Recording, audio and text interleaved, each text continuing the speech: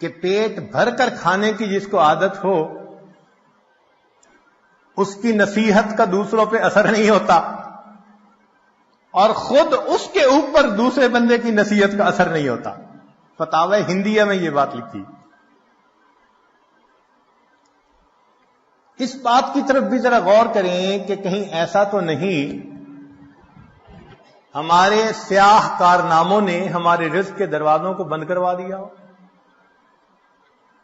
کیوں چھوٹی چھوٹی سی بات پہ کسی نے جادو کر دیا، کوئی جنات کا اثر، کوئی فلاں اثر، خام مخواہ عاملوں کے پیچھے بھاگتے پھرتے ہیں ایمان خراب کرتے۔ اگر کمرے میں اندھیرا ہو تو انسان سوچتا ہے کہ کھڑکیاں دروازے بند ہیں، یہ نہیں کبھی سوچتا کہ کسی نے کوئی عمل کر دیا، کمرے میں اندھیرا ہو گیا۔ ایک کھڑکی کھولتا ہے، ادھر سے روشنی نہیں آ رہی، دوسری کھڑکی کھولتا ہے، تازہ ہوا نہیں آ رہی، دروازہ کھول دیتا ہے۔ ہم بھی سوچیں کہ ہمارے اوپر اگر یہ معاملہ ہے تو ان دروازوں کو کس چیز نے بند کیا، اور اب ان دروازوں کو ہم کیسے کھول سکتے ہیں؟ نکتے کی بات، تدبیر پیالہ ہے اور اللہ ہی دینے والا ہے۔ تدبیر پیالہ ہے اور اللہ ہی دینے والا ہے۔ تو جب پروردگار دینے والا ہے تو پرواہ کس بات کی؟ اس لیے اللہ رب العزت نے مال کو خیر کہا، انہ لحب الخیر لشدید۔ مال کو قیامہ کہا۔ قرآن مجید میں دو چیزوں کو قیامہ فرمایا،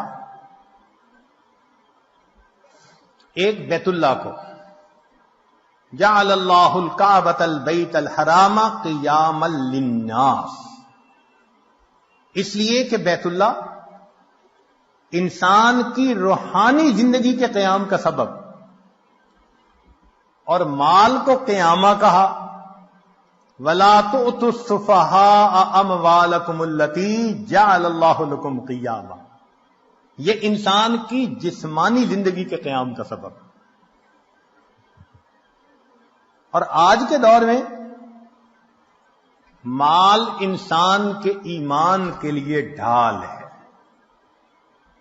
آج کے دور میں مال انسان کے ایمان کے لیے ڈھال ہے، ورنہ جس کے پاس مال نہیں وہ تو لوگوں کی جیب کا رومال ہے۔ جیب کا رومال ناک صاف کی پھینک دیا۔ غریب آدمی کا آج یہی ہے، لوگ مطلب نکالتے ہیں ایک طرف، حیثیت ہی نہیں معاشرے میں۔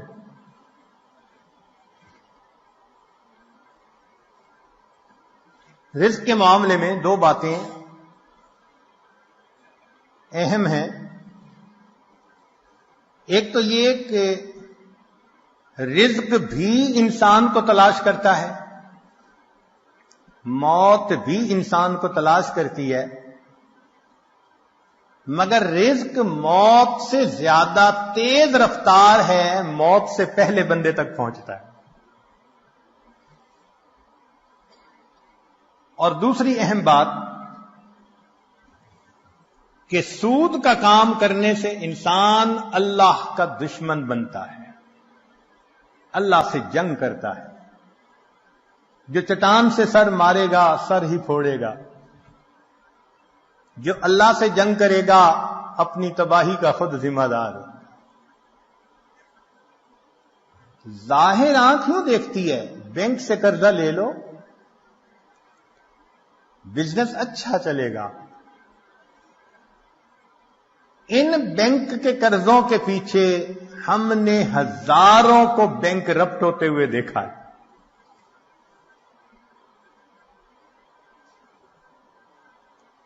تو سود کی وجہ سے مال کی برکت ختم،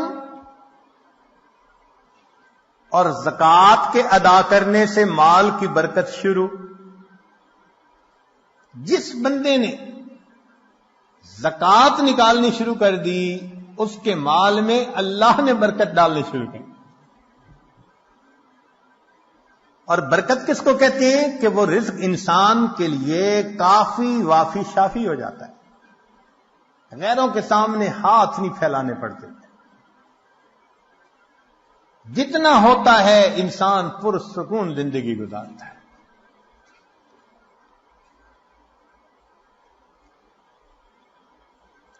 آج کے دور کا سب سے بڑا فتنہ یہی، یا لیت لنا مثل ما اوتی قارون، اے کاش ہمیں بھی وہ ملتا جو قارون کو ملا تھا.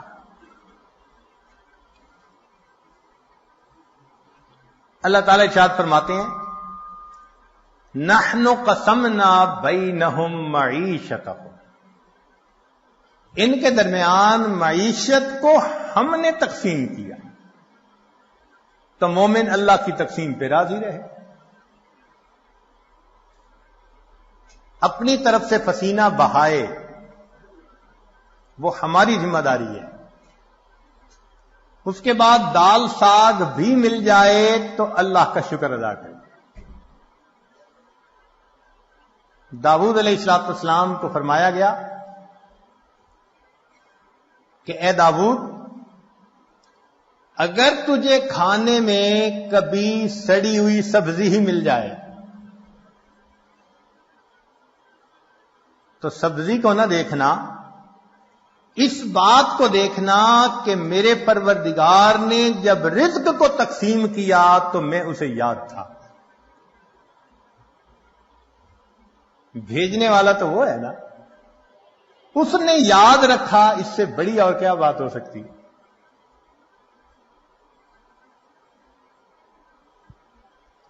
اس لیے مال کی طلب میں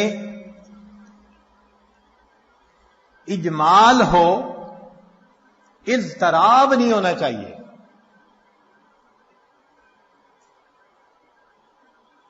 ایسے نہ ہو کہ انسان دوسرے کی جیب کی طرف دیکھ رہا ہو کہ یہ تو خود نکال کے دے دے ورنہ میں اس کا گریبان پکڑ کے اس سے چھین لوں. اللہ پہ توکل کریں گے تو اللہ تعالیٰ اتنا دیں گے کہ آپ بس بس کریں گے. چنانچہ مال سے ہر کام دنیا کا نہیں سنورتا. آج جتنے مال والے زیادہ اتنے پریشان زیادہ، اتنے بیمار بھی زیادہ. مال سے انسان اینک تو خرید سکتا ہے، بہنائی تو نہیں خرید سکتا. مال سے انسان اچھی غذا تو خرید سکتا ہے، اچھی صحت کو تو نہیں خرید سکتا. مال سے انسان اچھے کپڑوں کو تو خرید سکتا ہے، خوبصورتی کو تو نہیں خرید سکتا. مال سے انسان دوائیاں تو خرید سکتا ہے، صحت کو تو نہیں خرید سکتا. اور مال سے انسان جسم کو تو خرید سکتا ہے، کسی کے دل کی محبت کو تو نہیں خرید سکتا. کتاب کو تو خرید سکتا ہے، علم کو تو نہیں خرید سکتا. تو دنیا میں بھی مال سے ہر کام نہیں ہوتا. اس لیے جتنا اس کا مقام ہے اس کو وہیں پہ رکھا جائے.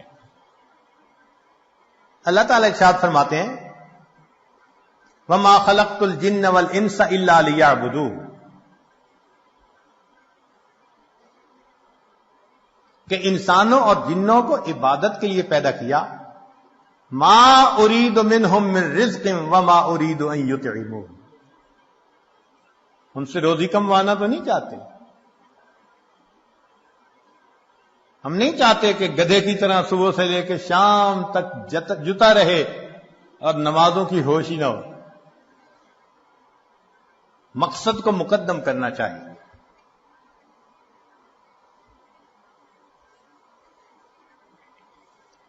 اللہ رب العزت رزق پہنچا کر رہتے ہیں. چنانچہ بایزید بستامی رحمت اللہ علیہ سے کسی نے کہا کہ حضرت کیا کریں، رزق کی بڑی پریشانی ہے. تو فرمایا کہ تم اپنے گھر جاؤ اور تمہیں اپنے گھر میں جو بندہ ایسا نظر آئے کہ اس کا رزق تمہارے ذمے، بازو پکڑ کے گھر سے نکال دو، اور جس کا رزق خدا کے ذمے تو تمہیں کیا پرواہ.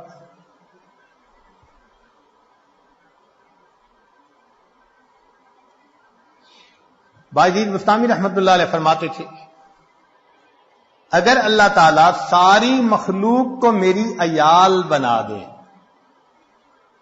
اور ساری زمین کو تانبے کی بنا دے اور آسمان سے ایک قطرہ بھی بارش کا نہ ٹپکے، مجھے اتنے عیال کی روزی کی پریشانی نہیں، میرا مولا روزی پہنچا دے گا. ایسا یقین تھا ہمارے بزرگوں کو اللہ رب العزت کی ذات پر. چنانچہ بایزید بستامی رحمۃ اللہ نے کسی کے پیچھے نماز پڑھی، امام صاحب نے تعارف کیا تو پوچھا من این تاکل، بھئی آپ کا ذریعہ معاش کیا ہے، کہاں سے روٹی کھاتے ہیں؟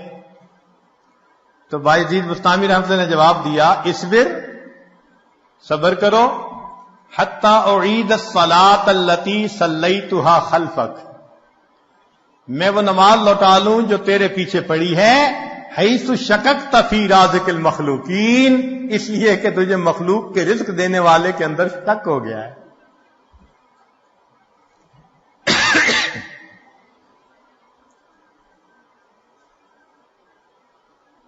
بنو کا ایک نشئی تھا تو کسی نے کہا کہ آٹا مہنگا ہو گیا، کہنے لگا اپنے لیے قیمت بڑھائی ہے، ہمیں تو روزی اسی نے دینی ہے. ایک نشئی کا اللہ پہ توکل دیکھو کہ جی آٹا مہنگا ہو گیا، کہتے اپنے لیے قیمت بڑھائی ہے،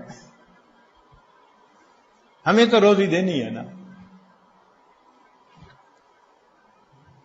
اللہ کے پیارے حبیب صلی اللہ علیہ وسلم نے اپنی تعلیمات میں اس رزق کی پریشانی کے بھی اسباب بتلا دیے کہ یہ پریشانی کیسے دور ہو سکتی ہے.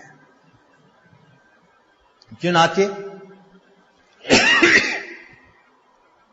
قرآن و احادیث میں سے 16 ایسے نکتے ہیں جو ہم نے آج جمع کیے،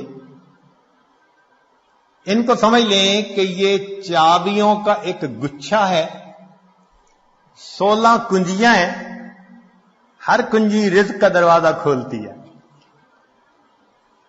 اور یہ بتانے والا کوئی عام عامل نہیں ہے،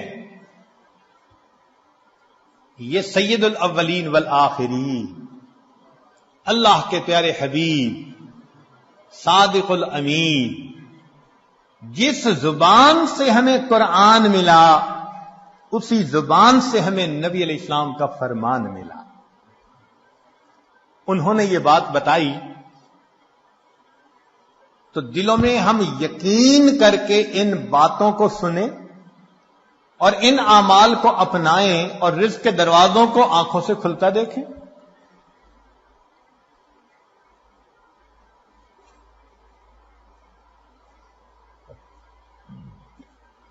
رزق کی پہلی کنجی اللہ تعالی ارشاد فرماتے ہیں وَأْمُرْ أَهْلَكَ بِالصَّلَاةِ وَاسْتَبِرْ عَلَيْهَا، اہل خانہ کو نماز کا حکم دیجئے اور اس پر جمے رہیے، صبر کیجئے.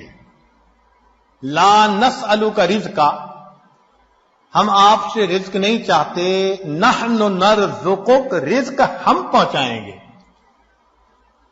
اس آیت مبارکہ میں اللہ رب العزت ایک وعدہ فرما رہے ہیں اور وہ پروردگار وعدے کو نبھانا جانتا ہے.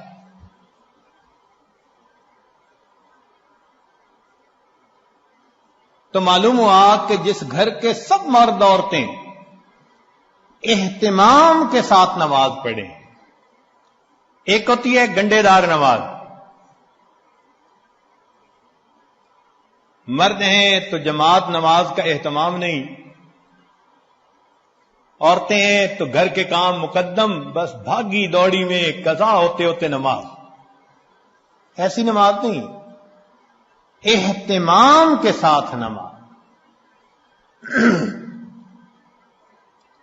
تو جس گھر کے سب لوگ اہتمام سے نماز پڑھیں، یہ نہ ہو کہ عورت کھڑی تو مصلی پہ ہو جائے اور ہاتھ باندھ کر کپڑوں کی آپس میں کلر میچنگ کر رہی ہے.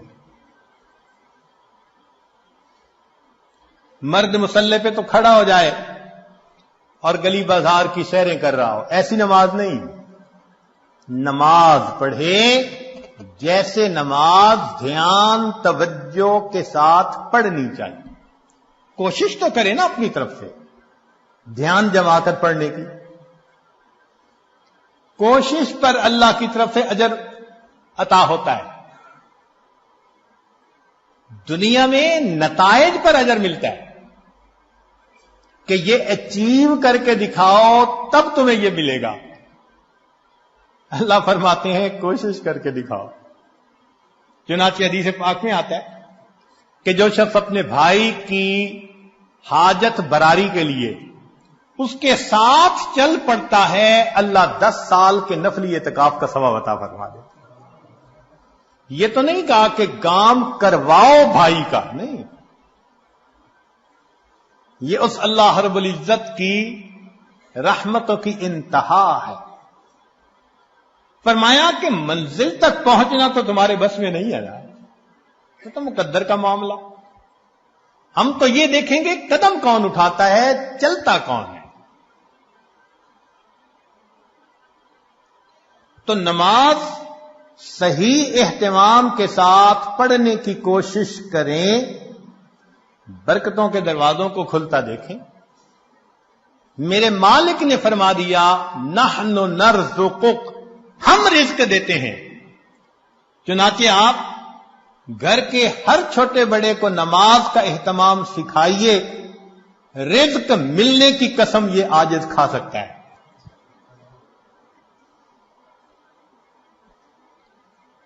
ماسٹر کی ہے رزق کی. کاروبار، نوکری، کوئی بھی مسئلہ ہو رزق کا، اہتمام نماز سے اللہ رب العزت مسئلوں کو حل فرما دیتے. دوسرا عمل کثرت استغفار.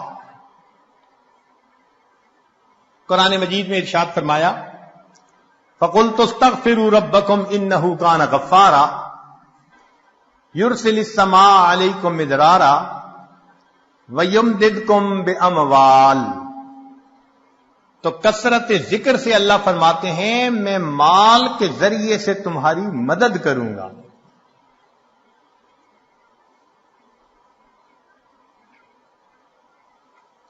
ایک اور حدیث پاک میں ہے من اکثر من الاستغفار جعل اللہ له من كل هم فرجا ومن كل ضيق مخرجا ورزقه من حيث لا يحتسب.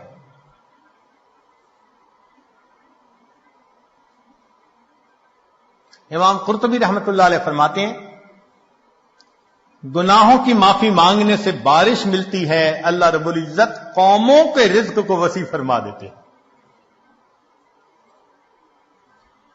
تیسرا عمل انفاق فی سبیل اللہ، اللہ کے راستے میں نیک کاموں میں خرچ کرنا. چنانچہ اللہ رب العزت ارشاد فرماتے ہیں وما انفقتم من شیء فهو يخلفه. تم اللہ کی راہ میں جو خرچ کرو گے اس کا بدلہ مل کر رہے گا، ریٹرن مل کر رہتا ہے. یہ نہیں ہو سکتا کہ اللہ کے راستے میں خرچ کرو اور ملے نہ اس کے بدلے. یہ جو انفاق ہے یہ لفظ بنا نفق سے. نفق کہتے ہیں سرنگ کو، اور سرنگ میں انسان ایک طرف سے داخل ہو کر نکلتا ہے پھر دوسرا داخل ہو سکتا ہے. تو فرمایا کہ تمہارے پاس جو پہلا رزق ہے اس کو نکالو گے تو دوسرا آئے گا نا.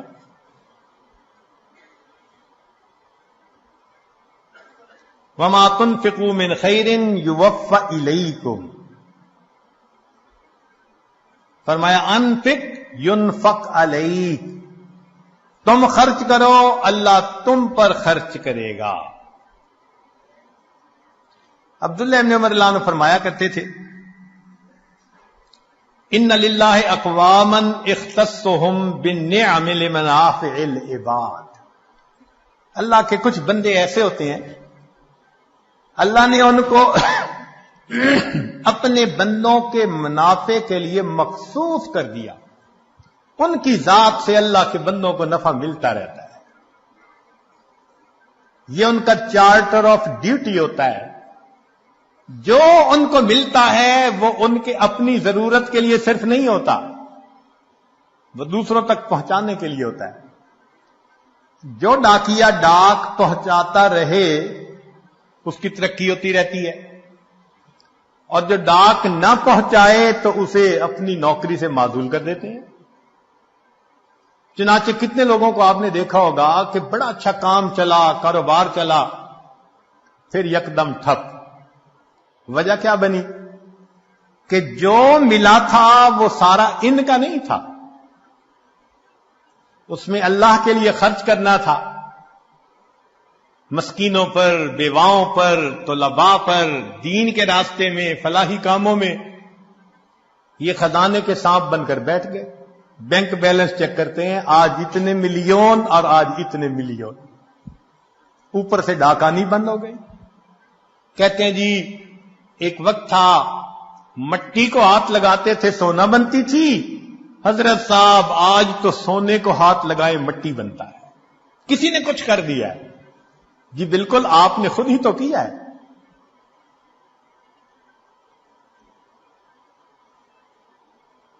آپ کی تو بہترین نوکری لگی تھی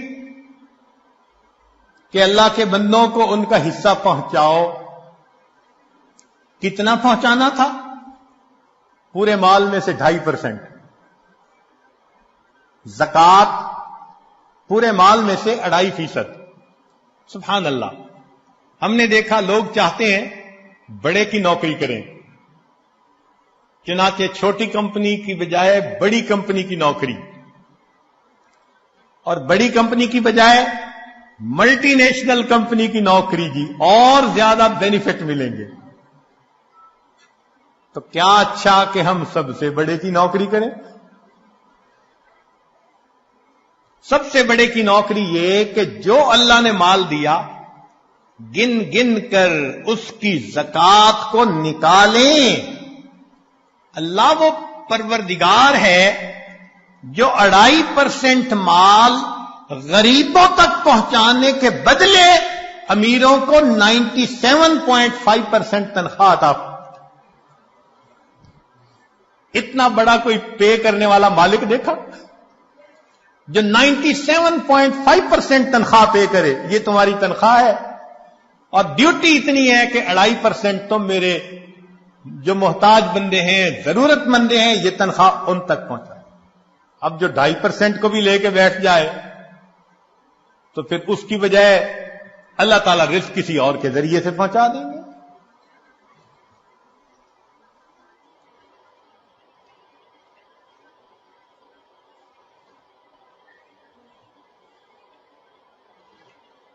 رابعہ بصریہ کے پاس مہمان آ گئے، اتنی دیر میں دروازہ کھٹکھٹایا گیا، خادمہ نے کہا جی کہ کوئی بندہ کھانا لایا ہے۔ فرمان لگی گنو کتنی روٹیاں؟ اس نے کہا 9۔ کہنے لگی یہ میرا حصہ نہیں کسی اور کا ہے، اسے کہو جاؤ۔ دوبارہ دروازہ کھٹکھٹایا، کوئی بندہ کھانا لایا ہے، روٹیاں گنو۔ اس نے کہا جی 9۔ بھئی میرا حصہ نہیں کہہ دیا، اس کو جو جاؤ کسی اور کا ہے۔ پھر تھوڑی دیر بعد تیسری مرتبہ دروازہ کھٹکھٹا، خادمہ نے کہا جی کہ پھر کوئی بندہ روٹی لایا ہے، کتنی؟ 9۔ اس نے کہا میرا حصہ نہیں، جاؤ اس کو کہہ دو چلا جائے۔ اس نے کہا کیوں نہیں لے رہی، مہمان بھی تو ہیں۔ اس نے کہا دیکھو میرے پاس آج صبح 1 روٹی تھی، سائل آیا تھا، میں نے اللہ کی رضا کے لیے 1 روٹی دے دی، میرے اللہ کا وعدہ ہے من جاء بالحسنۃ فلہ عشر امثالھا، 10 گنا ملے گا۔ 9 روٹیاں میری نہیں ہو سکتی، خادمہ نے ہاتھ جوڑ دیے، مجھے بھی بھوک لگی ہوئی تھی، 1 روٹی میں خود رکھ رہی تھی، یہ 10 ہی ہیں۔ ایسا کامل یقین اللہ کے وعدوں پر۔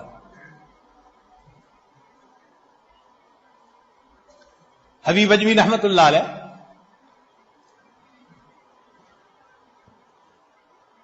بیوی نے آٹا گوندا، پھر تنور جلانے کے لیے لکڑیاں کاٹنے گئی، پیچھے سے سائل آ گیا۔ اس نے کہا بڑا محتاج ہوں، اللہ کے لیے کچھ دے دو۔ اللہ والوں کی عادت ہوتی ہے جب کوئی اللہ کے لیے کہتا ہے تو پھر وہ کھول دیتے ہیں اپنے دونوں ہاتھوں کو۔ انہوں نے وہی آٹا اٹھا کے دے دیا۔ اب بیوی لکڑیاں لے کے آئی، اس نے کہا آٹا، کہنے لگے میں نے روٹیاں پکنے کے لیے بھیجا ہے، میں نے روٹیاں پکنے کے لیے بھیجا ہے۔ ابھی ان کی بیوی نے چولہے میں آگ پوری نہیں جلائی تھی کہ اتنے میں دروازہ کھٹکھٹایا۔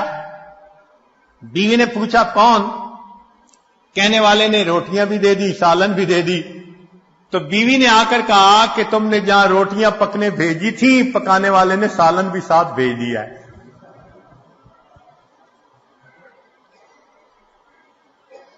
اللہ کے راستے میں خرچ کرنے کی ایک حلاوت ہے، وہ حلاوت جس کو مل جائے اس کو پھر فکر نہیں ہوتی، سب غموں سے آزاد۔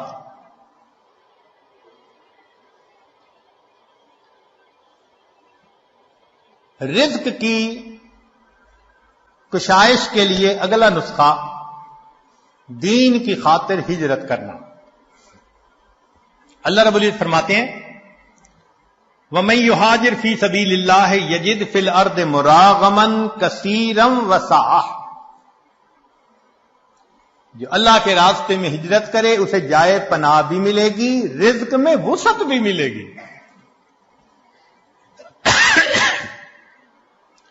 رزق بڑھانے کی اگلی کنجی تقوی کا اختیار کرنا۔ ارشاد باری تعالی ہے وَلَوْ أَنَّ أَهْلَ الْقُرَىٰ آمَنُوا وَاتَّقَوْا لَفَتَحْنَا عَلَيْهِمْ بَرَكَاتٍ مِّنَ السَّمَاءِ وَالْأَرْضِ، اگر یہ بستی دیسوں والے ایمان لاتے، تقوی کو اختیار کرتے، ہم آسمان اور زمین سے برکتوں کے دروازے ان پر کھول دیتے۔ ایک جگہ فرمایا لَأَكَلُوا مِن فَوْقِهِمْ وَمِن تَحْتِ أَرْجُلِهِمْ، ہم ان کو وہ نعمتیں کھلاتے جو اوپر آسمان سے اتارتے ہیں اور وہ نعمتیں کھلاتے جو نیچے زمین سے نکالتے ہیں۔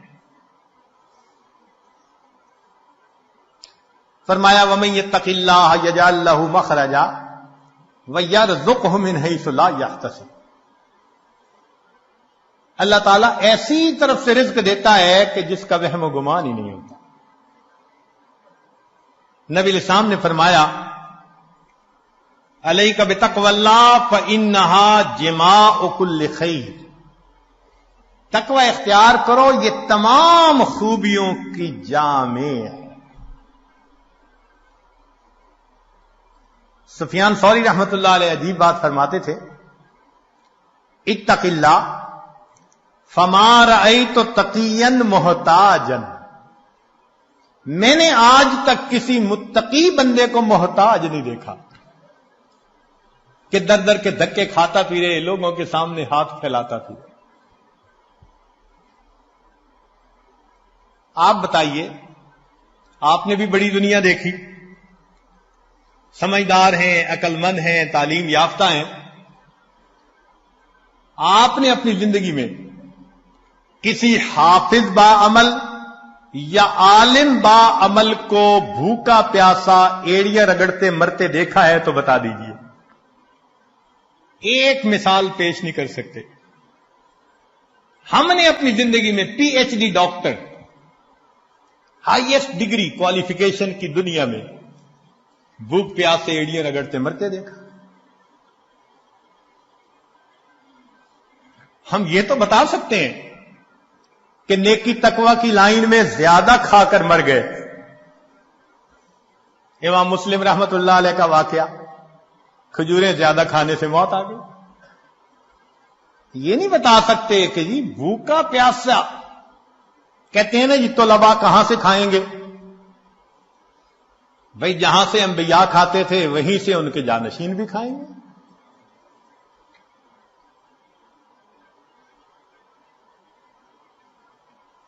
تو موٹی سی بات ہے کہ رزق اللہ دیتا ہے، تقوی کی وجہ سے اللہ رزق کے دروازے کھول دیتے ہیں. پانچویں بات، کثرت عبادت. حدیث مبارکہ، ابن آدم تفرغ لعبادتی املأ صدرک غنا واسد فقرک. اے اولاد آدم، تو اپنے آپ کو میری عبادت کے لیے فارغ کر، میں تیرے سینے کو غنا سے بھر دوں گا، تیرے فقر کو بند کر دوں گا. کتنے کھلے اور صاف لفظوں میں، لاؤڈ اینڈ کلیئر بتایا جا رہا ہے، عبادت کرو، ہم تمہارے فاقے کے راستے بند کریں گے، تمہیں غنا عطا فرما دیں گے. اس کی مثال یوں سمجھیے کہ ہم نے عام گھوڑے کی قیمت کا ایک دفعہ پتہ کیا تو 20 سے 25 ہزار میں گھوڑا مل جاتا ہے. اور ایک ہوتے ہیں دوڑ جیتنے والے گھوڑے، ان کی قیمت لاکھوں میں.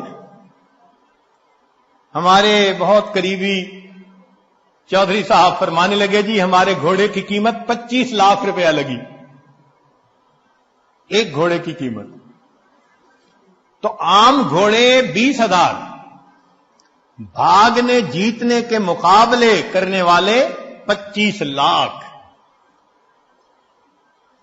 اب اگر 25 لاکھ والے گھوڑے کے مالک کے پاس کوئی جائے، جی میری گدا گاڑی کا کچھ کام ہے، گھوڑا دے دو، میں نے گدے گاڑی میں استعمال کرنا ہے، تو وہ ہنس کے کہے گا تمہارا دماغ ٹھکانے ہے، دوڑ کا مقابلہ جیتنے والے گھوڑے کو گدے گاڑی میں باندھو گے. جس طرح دنیا دار انسان دوڑ کا مقابلہ جیتنے والے گھوڑے کو گدے گاڑی میں باندھنا پسند نہیں کرتا، اللہ کی قسم اللہ رب العزت دین پہ چلنے والوں کو دنیا کی گدے گاڑی میں باندھنا پسند نہیں فرماتے.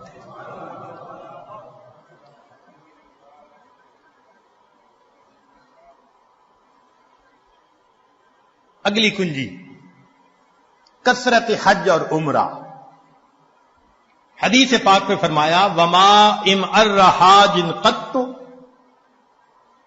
کہ حاجی کثرت سے حج کرنے والا، عمرہ کرنے والا، وہ کبھی محتاج نہیں ہوتا.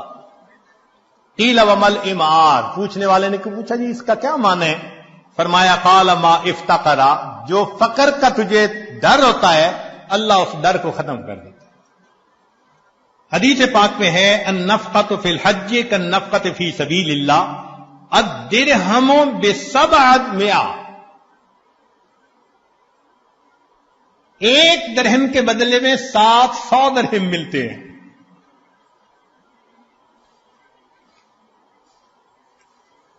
رزق کی ایک اور کنجی، صلہ رحمی.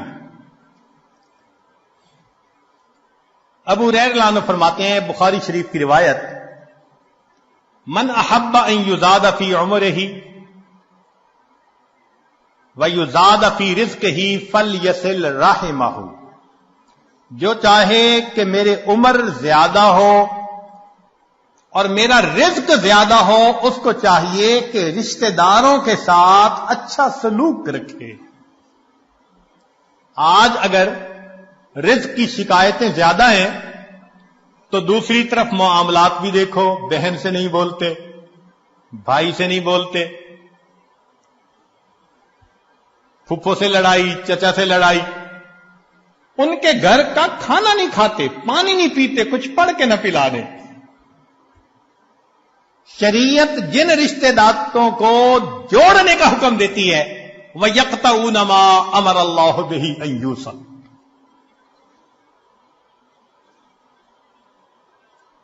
جب ہم رشتے ناتوں کا خیال نہیں کریں گے تو پھر رزق کے دروازے تو خود بند کریں گے ہم. ہاں، اگر دین کا کوئی ایسا معاملہ ہے تو سلام دعا تو سب کے ساتھ رکھیے نا. سلام کرنا، حال احوال پوچھنا، یہ تو لازم ہے. زیادہ قرب کا تعلق رکھنا نہ رکھنا یہ بندے کا اپنا چوائس ہوتا ہے.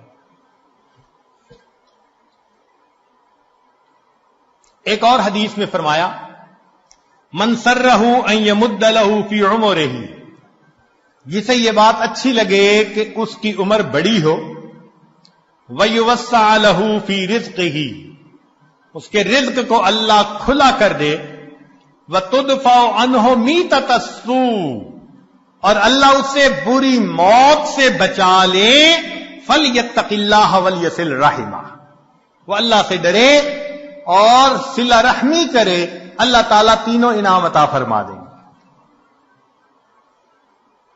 8ویں بات، کمزوروں سے حسن سلوک.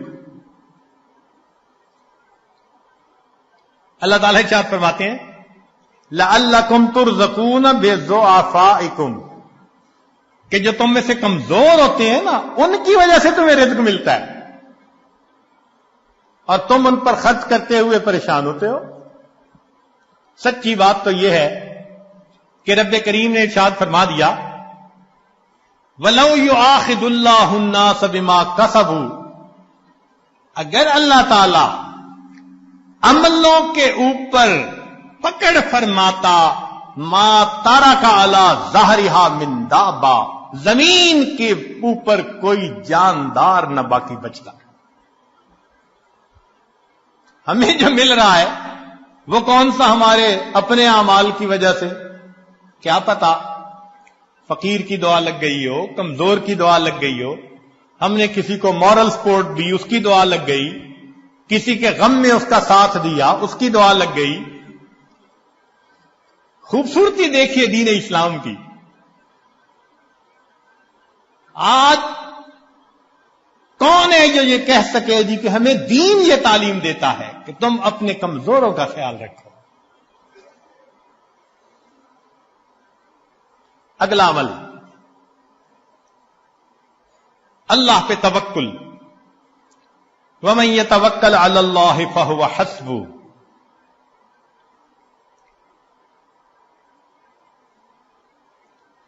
جو اللہ پر توکل کرتا ہے پھر اللہ اس کے لیے کافی ہو جاتا ہے. اس کی تفصیل حدیث مبارکہ میں لو انکم تتوکلون علی اللہ حق توکلہ، اگر تم اللہ پہ توکل کرو جیسے توکل کرنے کا حق ہے، لرازقکم کما یرزق الطیور، اللہ تمہیں رزق دے گا جیسے پرندوں کو دیتا ہے. تغدو خماسا، گھر سے خالی پیٹ نکلتے ہیں، وتروح بتانا، اور واپس پیٹ بھرے ہوئے لوٹتے ہیں.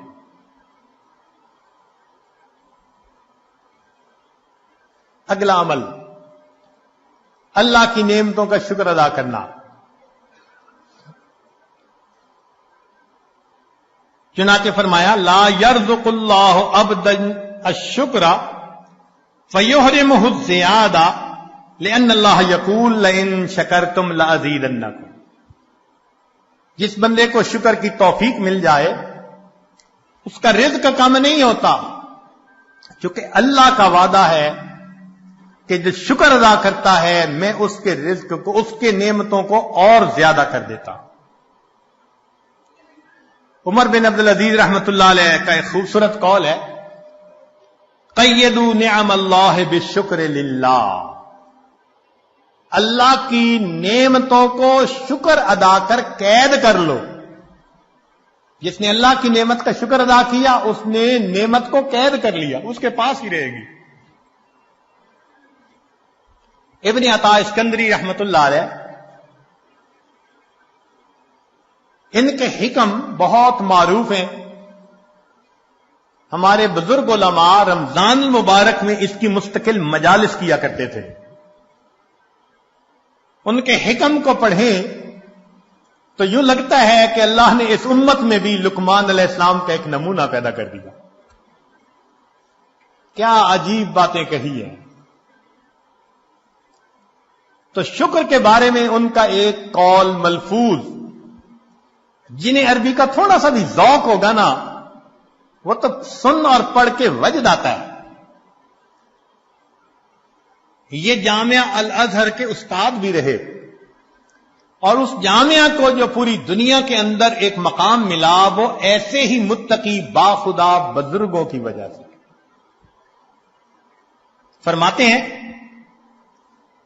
من لم یشکر النعم فقد تعرض لزوالها، جو نعمت کا شکر ادا نہیں کرتا وہ اپنی نعمتوں کو چھین جانے کے لیے پیش کر دیتا ہے. اللہ مجھ سے یہ چھین لو.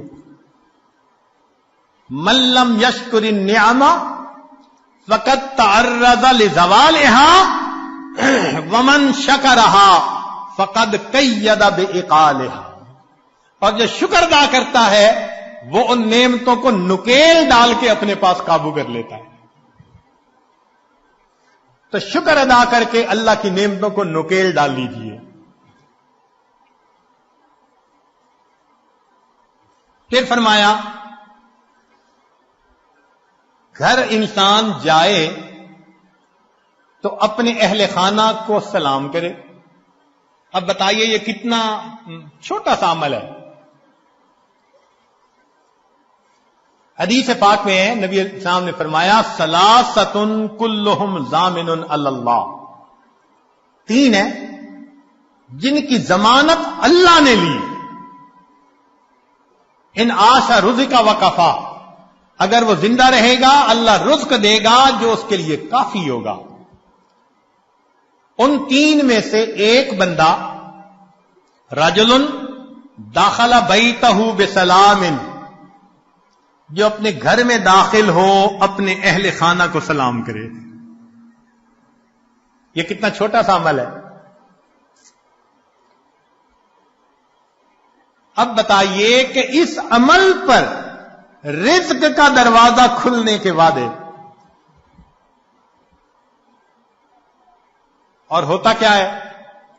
دفتر میں بڑے مزے سے دوستوں میں کھل کھلا کے ہنس رہے ہیں، گھر میں قدم رکھا اور پارا ہائی. خود کہتے ہیں حضرت پتہ نہیں کیا ہوتا ہے، گھر آتا ہوں پارا چڑھ جاتا ہے. یہ آگ شیطانیت ہے، تو شیطان تمہارے اوپر سوار ہو جاتا ہے. اس کو گدھا ملا ہوا ہے، لہذا گھر میں داخل ہونے سے پہلے وہ گدھے پہ چھلانگ مار کے بیٹھ جاتا ہے.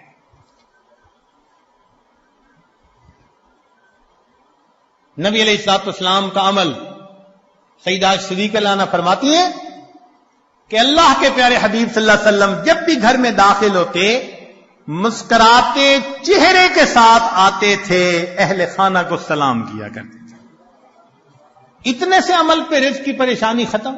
اللہ اکبر کبیرہ.